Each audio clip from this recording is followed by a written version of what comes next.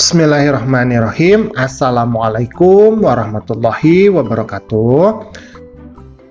Pada kesempatan kali ini kita akan belajar di kelas 6 ya.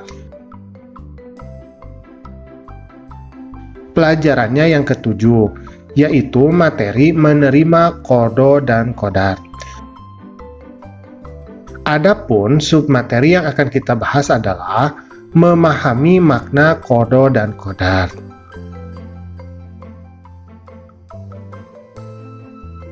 Perhatikan,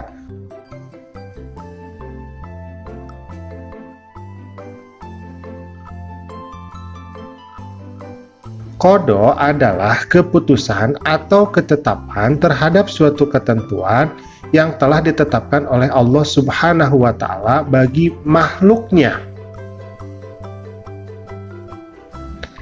Sedangkan qadar atau takdir adalah segala ketentuan Allah yang telah berlaku terhadap semua makhluknya. Nah, sekarang kita contohkan, misalkan di sini ada garis waktu. Ada yang namanya masa azali. Jadi masa azali itu adalah suatu masa di mana Allah belum menciptakan segala hal. Jadi hanya ada Allah saja.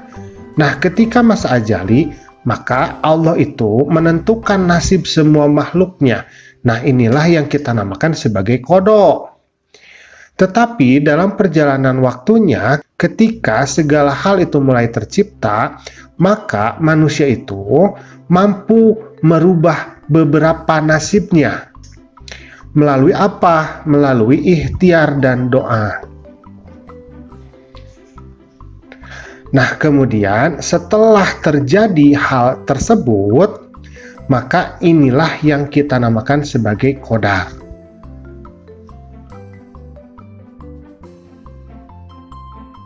Misalkan contohnya, Ayu ketika lahir ini memiliki rambut yang keriting. Nah, ini kodoknya. Nah, kemudian Ayu ini pergi ke salon. Dia meluruskan rambutnya di salon. Nah, ini yang kita namakan sebagai ikhtiar. Nah, maka rambut Ayu setelah dia pergi ke salon ini menjadi lurus. Nah, ini yang kita namakan sebagai qadar. Gitu. Tapi tidak semua qada itu mampu dirubah. Ada beberapa qada yang memang tidak bisa dirubah. Nah, karena itu takdir atau qadar ini kita bagi dua. Yang pertama ada yang namanya takdir mu'allaq. Yang kedua ada yang namanya takdir mubrom. Nah, takdir mu'allaq ini adalah takdir yang masih dapat dirubah oleh manusia, misalnya kesejahteraan, kepandaian, dan sebagainya.